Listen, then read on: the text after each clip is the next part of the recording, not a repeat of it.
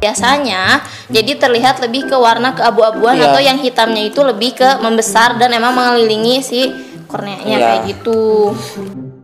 Next, lanjut ke ada tong spatel. Tong spatel tuh apa sih kok tong spatel? Tong spatel ini alat buat yang lidah nih. Biasanya kalau misalnya yang koma nih mau dipasang apa gitu di sini. Terus kalau misalnya buat ini biasanya sebagai alternatif kita kalau misalnya pengen ngecap rasa ya, pakai kasa. Biasanya pakai kasa dibungkus pakai kasa. Ini rasanya apa? Gula atau apa kayak gitu. Nah, manis. Biasanya kalau misalkan yang pasien koma terus mau sikat gigi atau misalkan mau makan atau misalkan mau ada tindakan di area mulut, nanti si perawatnya gunain pakai ini dan digulung dulu pakai kasa steril. Nah, jadi itu tuh buat nahan supaya kalau yang koma tuh kan nggak boleh nutup ya mulutnya. Nah, ini adalah salah satu fungsi buat nutup nahan mulut biar nggak nutup. Itu adalah salah satu fungsinya untuk agar tidak terjadinya hal-hal yang tidak diinginkan. Terkadang juga pasien yang kalau misalnya nggak sadar itu lidahnya suka ke atas, nempel sama langit. Nah, bisa nih itu bisa ditekan sama ini. Jadi ditekan biar supaya lidahnya nggak naik ke langit-langit kayak gitu. Next Kang. Yang ke ini aku paling suka sama ini. Apa nih? Alat apa nih teh? Ini namanya apa? Apa nih? Aku ada lupa. Aduh ini apa ya? Garpu tala. Ya, nah. Sama-sama lupa ya. Garpu tala ini biasanya buat cek garpu tala ini buat cek pendengaran kayak gitu ya. Biasanya ada 3 titik ya buat ngecek pendengaran. Didekatkan di tulang telinga sama di atas kayak gitu. Nah, ini biasanya digini dulu penggunaannya. Tapi lebih akurat kalau misalkan itunya ke besi lagi. Kayak gini. Itu lebih nyaring atau nggak di gini? Kalau misalkan kalian kuat nih, misalkan ininya, aku mau ngerasa tenaga aku kuat ya udah di gini aja. Tuh nanti ada suara di ke atas masih kedengar atau enggak, nanti dijauhin maksudnya. Salah. Yang selanjutnya ada yang paling lucu dan paling menarik, ada otoskop. Nah, biasanya ini buat orang lihat yang ada suka ada kecongean kayak gitu kan, ada kotoran di telinga atau ada benda asing yang masuk ke telinga yang biasanya nyebabin nyeri yang kayak gitu. Nah, biasanya teman-teman, nih anak-anak kecil mainan kertas dimasukin ke telinga atau ke hidung nih bisa dilihat pakai ini nih, sejauh apa kayak gitu. Nah, nanti ini kan ada sama juga pen light, itu ada pen light, ini ada lensanya, nanti pen lightnya dihidupin atau kayak gini ada baterainya.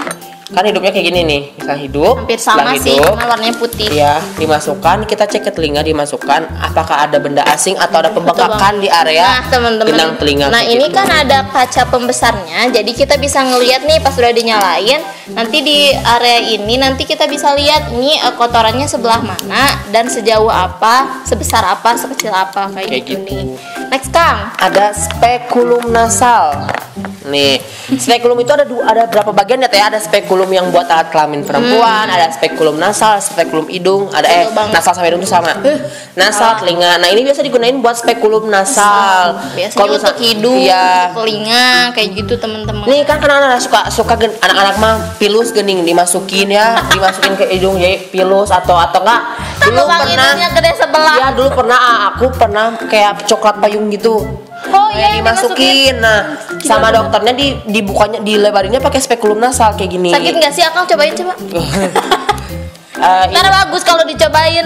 Ya kalau misalnya ini nggak ada bermasalah, kita nggak usah pakai itu. Jadi alat kesehatan itu dipakai kalau misalnya ada gangguan di daerah. Betul banget. Nah, misalkan ini ada lubang hidung nih sebelah sini misalkan. Nah, jadi ini tuh dimasukin ke misalkan lubang hidung nih. Ini lubang hidung nih. Sini aku liatinnya. Nah, jadi ini tuh dibuka.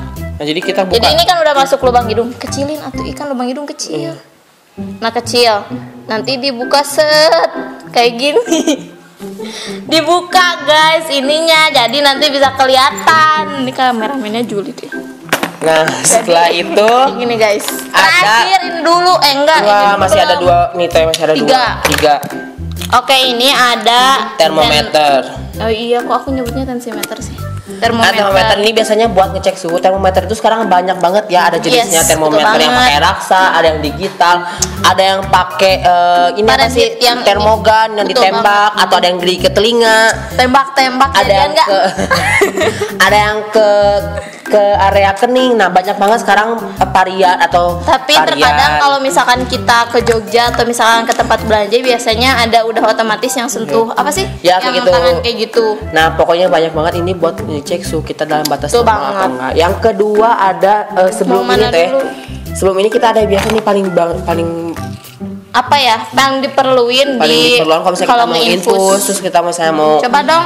nyuntik. Apa sih Kang namanya? Ini namanya tourniquet. Ini biasanya buat memperjelas lagi nadi yang ada di tangan kita. Nadi vena. Ya vena.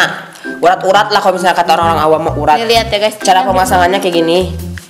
Misalnya kita mau jangan infus kasar nih. dong jadi cowok gimana sih? Nih kan misalnya ini kayak gini kan walaupun putih tapi yang ini aja.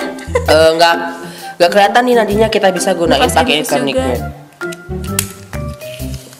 Nah teman-teman, jadi ini tuh nanti kelihatan, tapi ini karena bekas infusan jadi apa ya, pembuluh darahnya jadi hijau gitu, kayak melebar meren ya.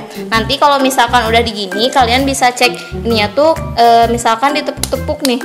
Nah nanti biasanya ruas meren ya. Keluar. Nanti bisa ruas. Nah jadi nanti tuh ada kayak apa ya, kerasa pokoknya gitu. timbul gitu. Coba kita coba ya di Kang Devila. Cobain, gede banget tangan. Kalian lihat. Nih kalau misalnya ini kan belum muncul. Nah, nanti ininya tuh harus dikepel kayak gini, jadi biar lebih jelas juga. Nah, kalau misalkan gini 2 atau 3 jari kalian gini. Mungkin agak nona tuh beresnya. Tapi enggak tuh langsung kelihatan Kalian kan. liatin. Ada langsung pada timbul di sini. Timbul. Pena-penanya yang nanti bisa mempermudah kita buat melakukan tindakan nginfus atau Infus. pengecekan. Betul banget. Kayak gitu. Biasanya masukin obat lewat situ juga bisa. Ada kan juga ya? obat lewat intravena. Intravena kayak gitu. Terakhir. Selanjutnya yang terakhir ini yang Ini nggak boleh dimatu. yang paling sering kita lihat di puskesmas, di praktik bidan mandiri. Buat apa sih Kang? Itu buat namanya ukur apa? tinggi badan. Nah, ini tuh ada alat pengukur tinggi badan juga. Ini karena biasanya ada 2 macam ya, karena ada yang ngegabung sama timbangan, ada juga yang kayak gini, kayak gitu. Oh iya, ada yang misalkan di bawahnya timbangan, di atasnya udah ada ukuran tinggi badannya kayak gitu. Kayak gitu. Mau ukurin dong tapi udah tahu. Kayak gitu. Nah, mungkin Biasanya ini ditaruhnya tuh ininya tuh kan nempel nih teman-teman, misalkan bata nih. Terus nanti tuh gini meren ya Kang ya. Kebalik tuh sih. gini. Aku masih. Cepet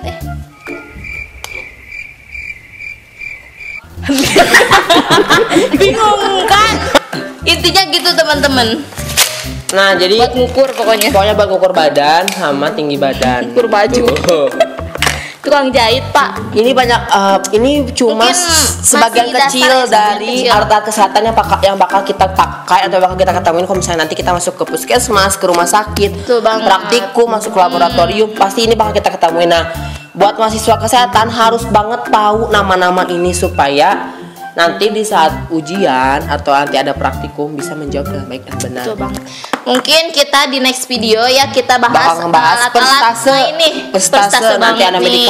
medical bedah, ada perawatan anak, ada perawatan maternitas, kayak gitu. Kayak gitu ya. Pokoknya banyak, pokoknya jangan sampai lewatin buat anak-anak mahasiswa baru nih, apalagi anak-anak yang pengen punya Ini niat enggak mau untuk masuk, keperawatan iya. dasar ini enggak harus anak perawat doang Iya. nih, tapi Bidan. kalian semuanya juga anak pokoknya anak kesehatan harus tahu lihat banget. dan harus tahu kenapa gitu. supaya kita nggak minim ilmu dan wawasannya, nggak Betul Teh? banget.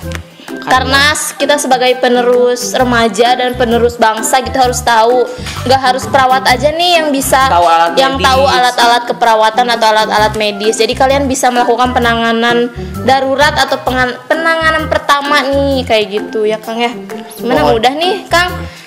Untuk review alat sekarang, kita di next video nanti kita bakal bahas-bahas lagi. Pokoknya jangan lupa like, comment, subscribe sama di share ke teman-teman anak kesehatan yang lainnya di universitas atau stikes manapun. Betul banget. Pokoknya sampai jumpa di video selanjutnya dengan alat kesehatan yang lebih susah dan lebih wow lagi dan lebih besar lagi. Oke, see you next video.